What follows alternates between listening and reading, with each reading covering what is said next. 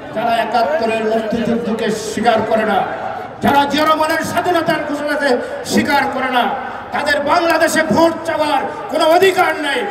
৭১-এর মহান মুক্তিযুদ্ধকে যারা স্বীকার করে না, যারা ৩০ লক্ষ শহীদকে স্বীকার করে না, যারা ২৭শে মার্চ কালুরঘাট বেতারকান্দি থেকে শহীদ জিয়ার স্বাধীনতার ঘোষণা স্বীকার করে না, তারা যত বড়ই দল হোক, যেই হোক, তাদের বাংলাদেশের মানুষের কাছে ভোট চাওয়ার কোনো অধিকার নেই, তারা নির্বাচন করারও কোনো অধিকার নেই। তাই আমি আমার বক্তব্য বেশি দীর্ঘায়িত করব না। পরিশেষে বলতে চাই, বাংলাদেশে আমাদের প্রিয় নেতা তারেক রহমান যে ৩১ দফা দিয়েছেন, ৩১ দফায় বাংলাদেশের সকল সমস্যার সমাধান এর মধ্যে নিহিত আছে। এরপর উনি বলেছেন, আমরা যদি ২৫০ সিটও পাই, আমরা যদি ২৮০টি সিটও পাই, তারপরও আমরা এককভাবে সরকার গঠন করব না। আমাদের সাথে যারা এই দীর্ঘদিন হাসিনা বিরোধী আন্দোলনে অংশগ্রহণ করেছেন, নির্বাচনে অংশগ্রহণ করে নাই, আমরা তাদেরকে নিয়ে জাতীয় সরকার গঠন করব, ঠিক কিনা? কারণ শেখ হাসিনা এত দুর্নীতি করেছেন, রাষ্ট্রের কাঠামোগুলো, পুলিশ প্রশাসন, বিচার ব্যবস্থা, আইন শাখা, প্রশাসন আর এই সমস্ত জায়গাতে যে অবনতি ঘটিয়েছেন, ভারতীয় দালালদের এই দেশে বিভিন্ন জায়গায় বসিয়েছেন। এর জন্য প্রয়োজন বিএনপির একক পক্ষে সম্ভব নয়। জাতীয় সরকার সমস্ত রাজনৈতিক দলগুলোকে নিয়ে, যারা দেশপ্রেমিক, তাদেরকে নিয়ে জাতীয় সরকার গঠন করে এই রাষ্ট্রকে মেরামত করতে হবে।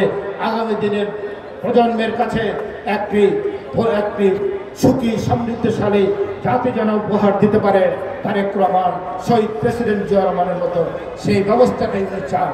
তাই আজকে আমরা বলতে চাই, তারেক রহমান লন্ডনে বসে এই ৫ই আগস্টের আন্দোলনের বিপ্লবের গণঅভ্যুত্থানের নেতৃত্ব দিয়েছেন। এটা যারা অস্বীকার করেন, তারা বাংলাদেশের মানুষের সাথে বিশ্বাসঘাতকতা করবেন। তাই আমরা বলতে চাই, আজকে তারেক রহমান ফিরে আসবেন, বেগম খালেদা জিয়া আবার দেশে ফিরে আসবেন। আমরা এই দেশে তারেক রহমানের নেতৃত্বে আগামী দিনে একটি সুখী সমৃদ্ধশালী বাংলাদেশ গড়ে তুলতে চাই। শহীদ প্রেসিডেন্ট জিয়া রহমান 4 বছরের মধ্যে দক্ষিণ পূর্ব এশিয়ার শ্রেষ্ঠ রাষ্ট্র হিসাবে বাংলাদেশকে গড়ে তুলেছিলেন। আজকে বাংলাদেশের যে অর্থনৈতিক দুটি সেক্টর, একটি হচ্ছে বিদেশি ফরেন রেমিটেন্স, যারা মধ্যপ্রাচ্যে চাকরি করেন। শহীদ প্রেসিডেন্ট জিয়া রহমান যখন রাষ্ট্রপতি, উনি ওয়াইসের সম্মেলনে গিয়েছিলেন। উনি যে বললেন, আমি একটি গরিব দেশ থেকে এসেছি, আপনাদের পেট্রো ডলার আছে, আমি আপনাদের কাছে কোনো সাহায্য চাইব না, অনুদান চাইব না। আমার দেশে দক্ষ জনশক্তি আছে, আমার দেশের লোক আছে, আপনাদের শ্রমবাজার আমার দেশের জন্য খুলে দেন, আপনাদের দেশের উন্নয়ন হবে, আমার দেশ অর্থনৈতিকভাবে লাভবান হবে।